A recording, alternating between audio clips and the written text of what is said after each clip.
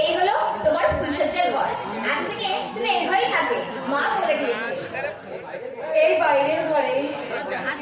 আর বাইরের মতো কি হয়েছে? না না, মানে আমি বলছিলাম এখানে এই ঘরে তো কোনো আসবাবপত্র, খাট, পালঙ্ক, বিছানা কিছুই তো নেই। সাজিয়ে দিয়েছে গো দিদিমণি, সাজিয়ে দিয়েছে। একেবারে দাদাবাবুর ফুলসজ্জার ঘরটা, খাট, পালঙ্ক সব সাজিয়ে দিয়েছি। হ্যাঁ গো দিদিমণি, এই ঘরে যাই দাদাবাবুর ফুলসজ্জা হবে। এসো গো বৌদিমণি, দাদাবাবু তোমার জন্য ফুলসজ্জা ঘরে অপেক্ষা করছে।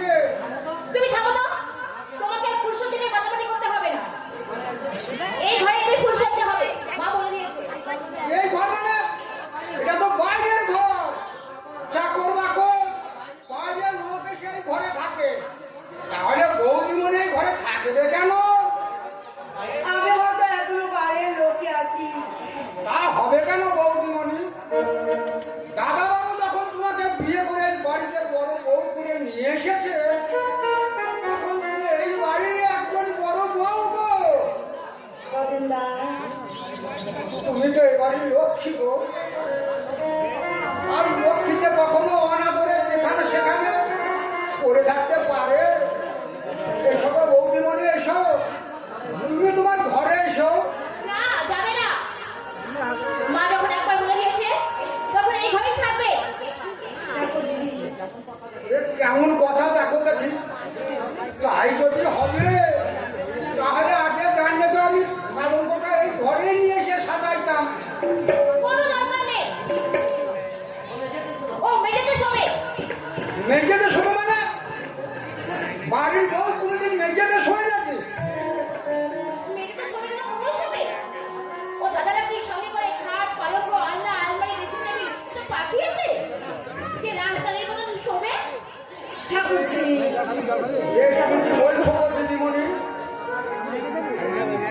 ও দাদারা কি জানে না যে বোনকে শ্বশুরবাড়িতে পাঠাতে হলে তাকে ঠিকই দিয়ে পাঠাতে হয়? খাট, পালঙ্ক, ড্রেসিং টেবিল, আলমারি এইসব তো দাদা তো দিয়ে পাঠাতে পারতো। আমার দাদার যে ভীষণ গরিব ঠাকুরজি।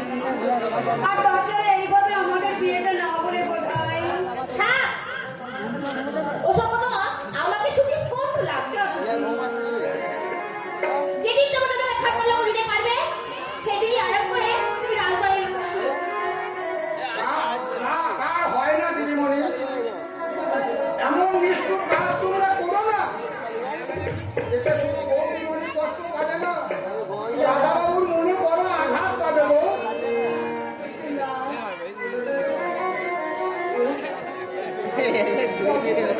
কত যত্ন করে নিজে হাতে পালঙ্কটাকে সাজাইলাম, সেই সকাল থেকে কত কথা আমি ফেলে রেখেছিলাম। দাদাবাবুর ফুলসজ্জা ঘরে বৌদিমণিকে নিয়ে যে কত আনন্দ করবো, হই হল্লা করবো, তো সব আশা আমার শেষ হয়ে গেল গো। সব আশা আমার শেষ হয়ে গেল।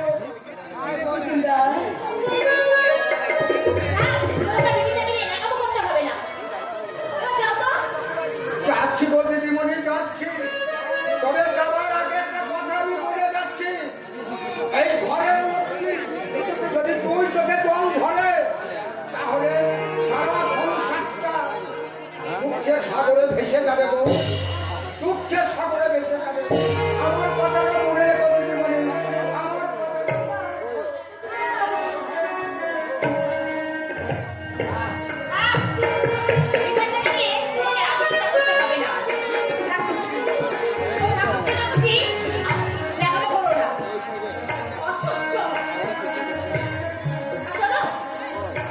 আমার নাম ধরে ডাকবে। ঠিক আছে।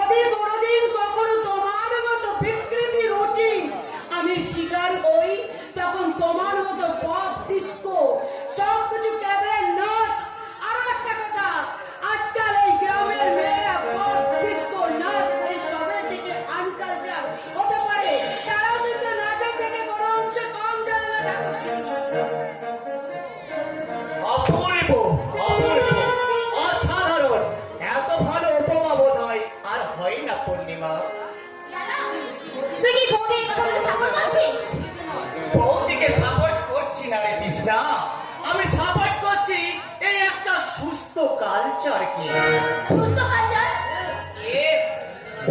এই রবীন্দ্রনাথের কবিতা উঠে যাওয়ার পর থেকে তোদের কিছু ওই জেনারেশন শুধুমাত্র প্রচার পাওয়ার লোভে এই রবীন্দ্র সঙ্গীতটাকে এই পশ্চাত্যের সঙ্গে মিশিয়ে পপ ডিস্কো নাচে এই পিকচার বানিয়ে রবীন্দ্র সঙ্গীতটাকে তোরা কি মডার্ন বানাতে চাচ্ছে?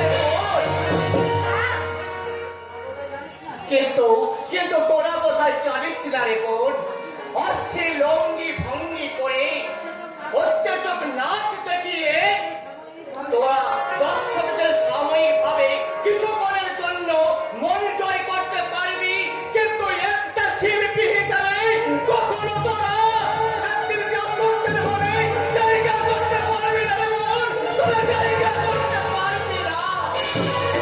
তবে আর কি?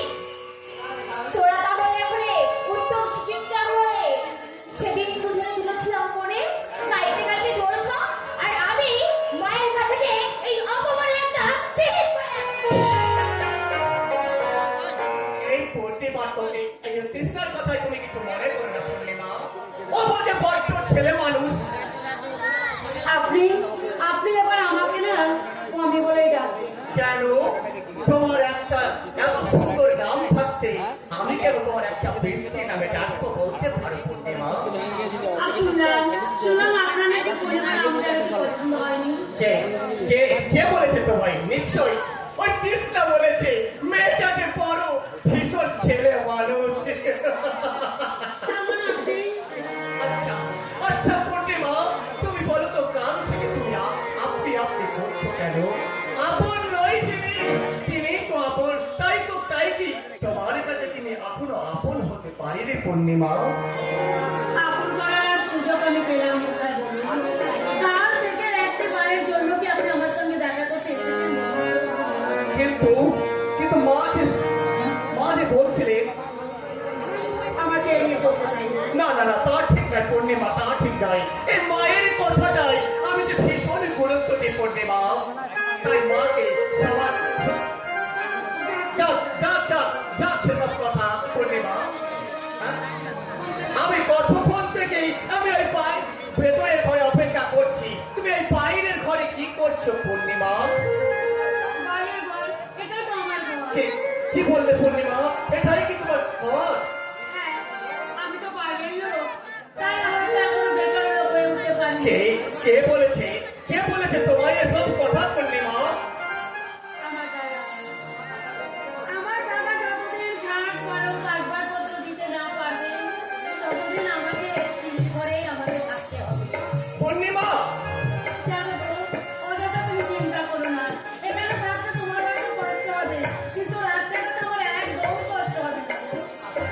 এই তুমি যদি পাশে থাকো না পূর্ণিমা, সমস্ত এই কষ্টগুলো আমি যে হাসি মুখে সহ্য করে দেবো পূর্ণিমা।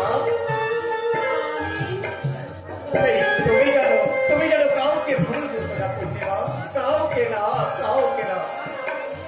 এই আমার বিয়েটাকে ঘিরে অনেকের হয়তো অনেক আশা ছিল, তাই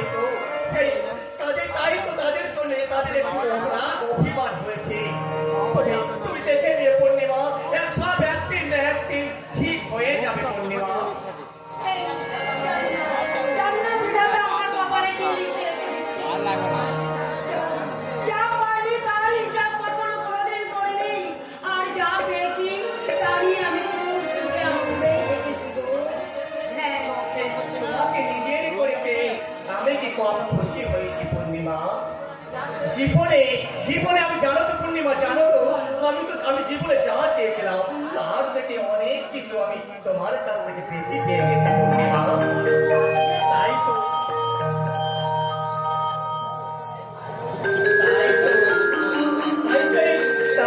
সামান্য উপহার দিয়ে তোমাকে আমি আমার নিজের করে দিলাম।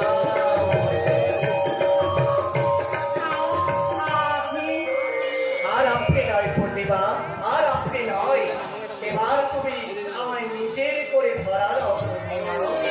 এসো এসো প্রিয়তমা, এসো আজকের এই মধুময় রাতটা তোমার আমার চাওয়া পাওয়া মধুময় হয়ে ওঠো, পরিপূর্ণতায় ভরে ওঠো। তাই তো আমার বলতে ইচ্ছে করছে, এ জীবন তোমাকে দিলাম, ও বন্ধু, তুমি শুধু ভালোবাসা দিও।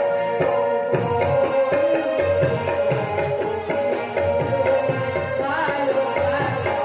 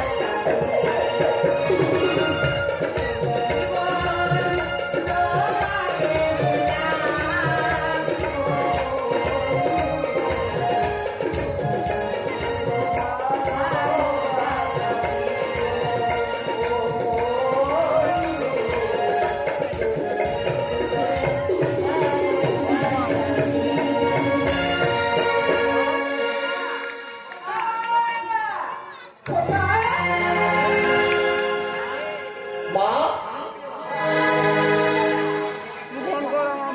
সেই কখন থেকে আমি তোর জন্য বিছানাতে বসে আছি। এতক্ষণ আর জানি যে তোর শরীর খারাপ করবে বাবা। আয় আয় বাবা, আয় ঘুমবি, আয় মা। আমি কোথায় ঘুমাবো মা? কেন আমার ঘরে? পূর্ণিমা যে বাইরের ঘরে থাকবে। মা, বিয়ের পরে যে স্বামী স্ত্রীকে তার কাছে চাপাটাই একমাত্র কাম্য বাবা। ওসব নিয়ম টিয়ম আমাকে শুনিয়ে না হবে না।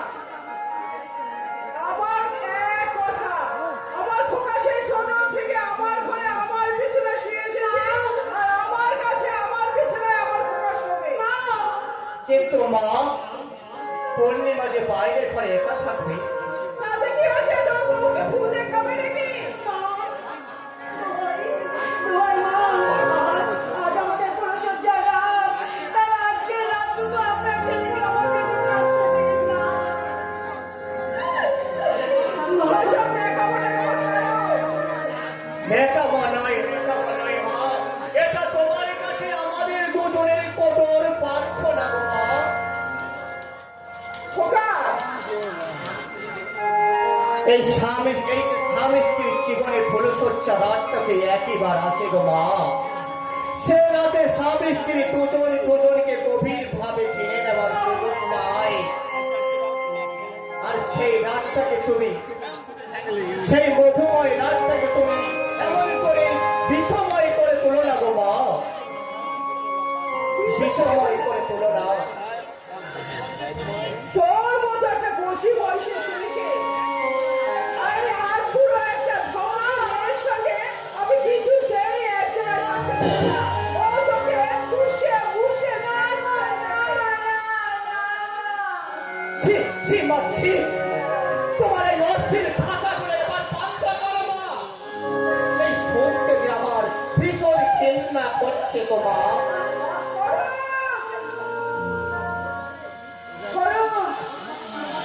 মোট কথা 5-7 বছর পরে তোর বিয়ে দেওয়ার ইচ্ছা ছিল আমার।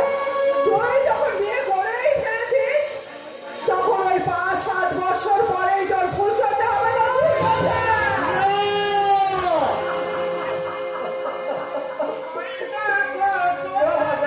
তুমি অনেক কথা বলো না গো মা।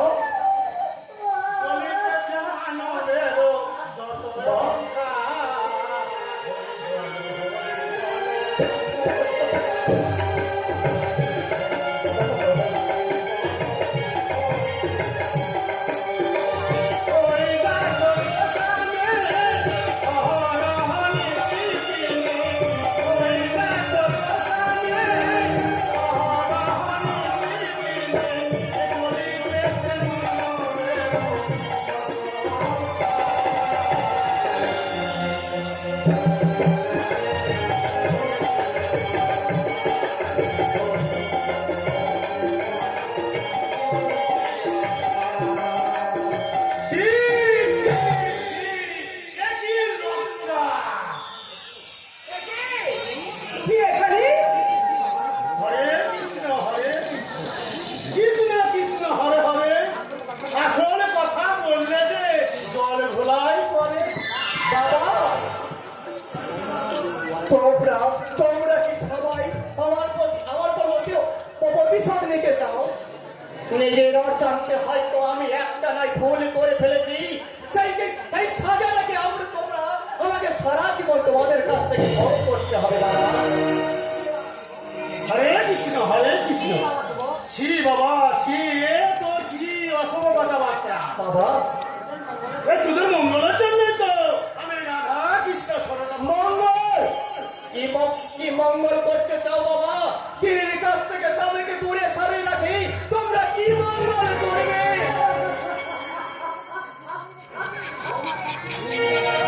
এই বৌমার কাছ থেকে তোকে দূরে সরিয়ে রাখাটা আমাদের ওই মনের কথা নয় রে খোকা। তোকে যদি এই বৌমার কাছে পাঠায় তাহলে আমরা অকালে হারিয়ে ফেলবো বাবা। তোমার ওই শাশুড়িরা নির্দেশটা ওর মনের কথা নয় মা, এটাও এক জ্যোতিষী বাণী।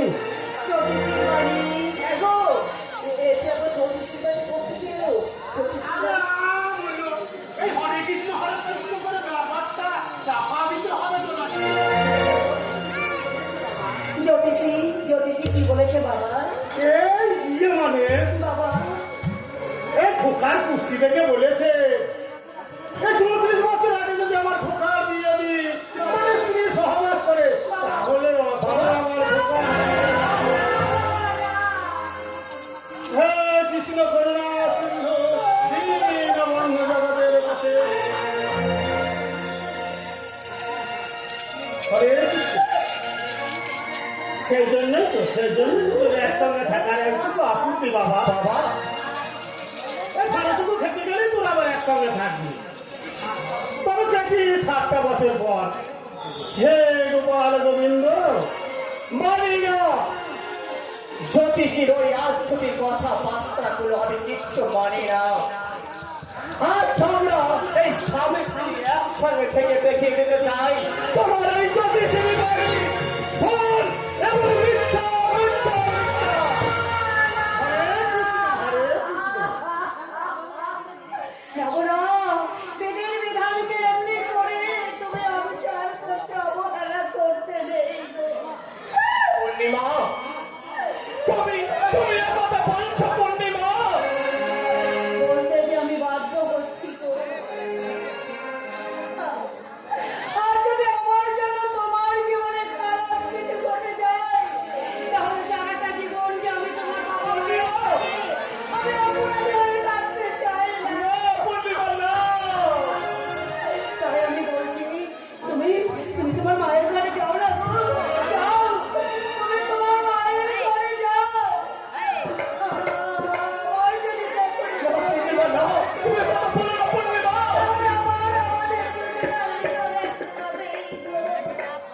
যাব না। মা বাবার চক্রান্ত করে এই আমাকে তোমার কাছ থেকে দূরে সরিয়ে রাখতে চাই। ওই চক্রান্তটা আমি ভেঙে তোমরা মুছিয়ে দেবো। তোমরা মুছিয়ে দেবো।